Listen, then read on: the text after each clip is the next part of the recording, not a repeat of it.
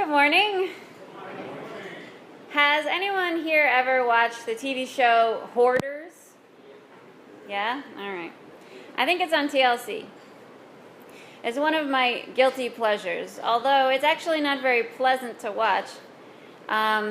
Usually after I see it, I go clean out a couple closets, so it's therapeutic for me in a way. I'm being a little glib here, but hoarding is a very serious problem. I'll tell you how the show goes. So you meet someone who hoards things. Clothes, trash, canned goods, toys.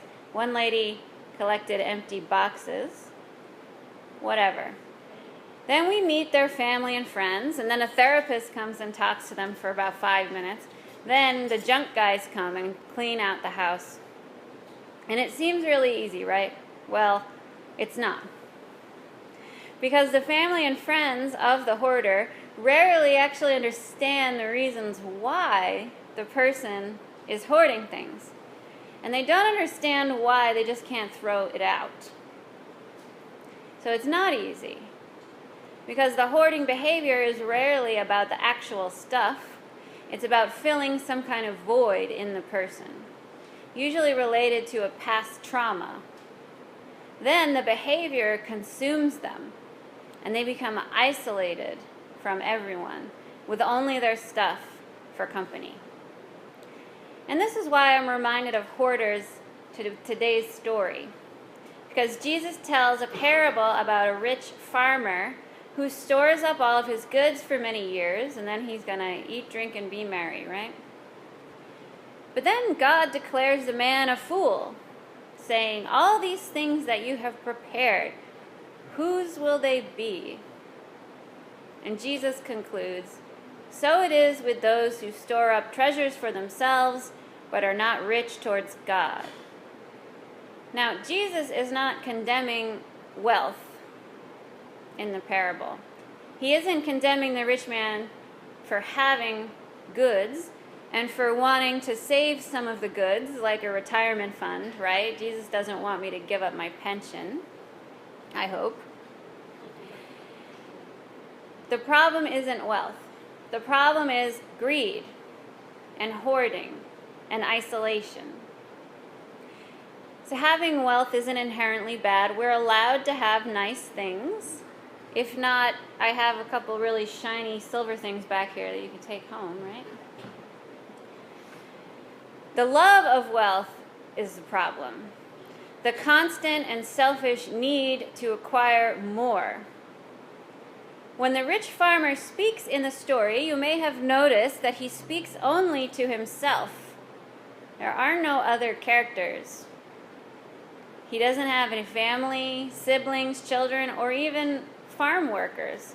He says, "What should I do? For I have no place for my crops." Then he answers himself, because there's no one else there. "I will do this. I will pull down my barns and build bigger ones, and there I will store all my grain and my goods. And I will say to my soul, 'Soul, you have ample goods laid up for many years. Relax, eat, drink, be merry.'" The man thinks only of himself, and he credits only himself for his abundant wealth. While I'm sure he has many servants, farmhands, and slaves who help him. The farmer sees himself as an island. He did it all by himself, so now he's going to sit back and relax and enjoy it all by himself.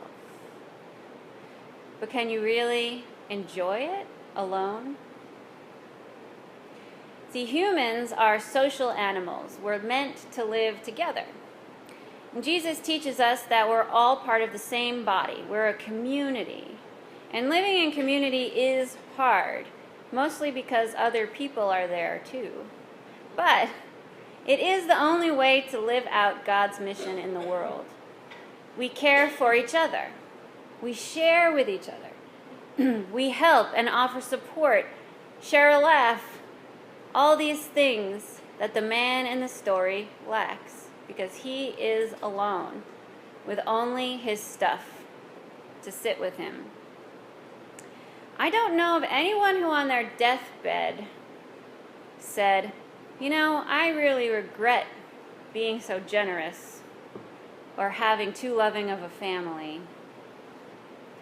Our regrets in life tend to be that we didn't reach out to people more, that we didn't mend that broken relationship sooner, or that we didn't spend enough time with our kids. These are the riches that we store up for God. And this is what the man in the parable doesn't understand, because he's blinded by the idea that he needs more stuff.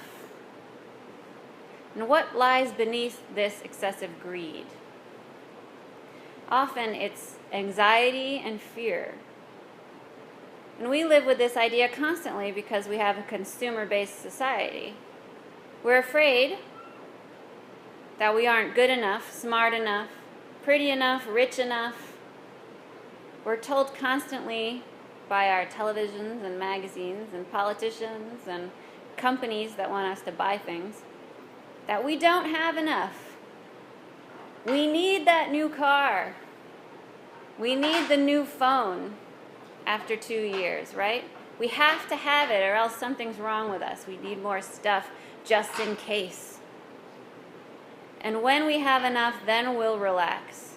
But the problem is you never can get enough. It's that never-ending cycle. There's always a new product that's going to make us thinner or prettier or funnier or generally better, when in reality we're all fine the way we are.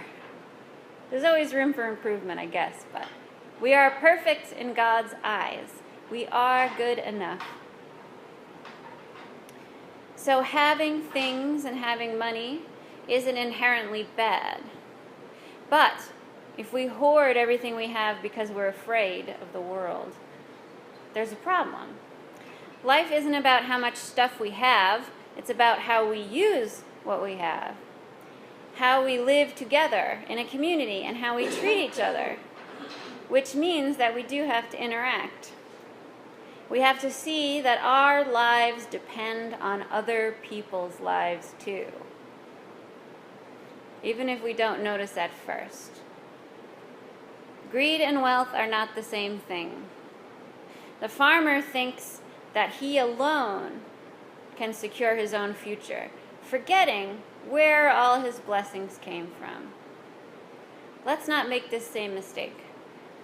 Let's not live our lives thinking only about what we don't have. Rather, we should focus on the good things that we do have and then use them to better ourselves and the world around us. Because all that we are and all that we have in this life belongs to God. And we should use these things to the glory of God and not ourselves. In the name of the Father, the Son, and the Holy Spirit.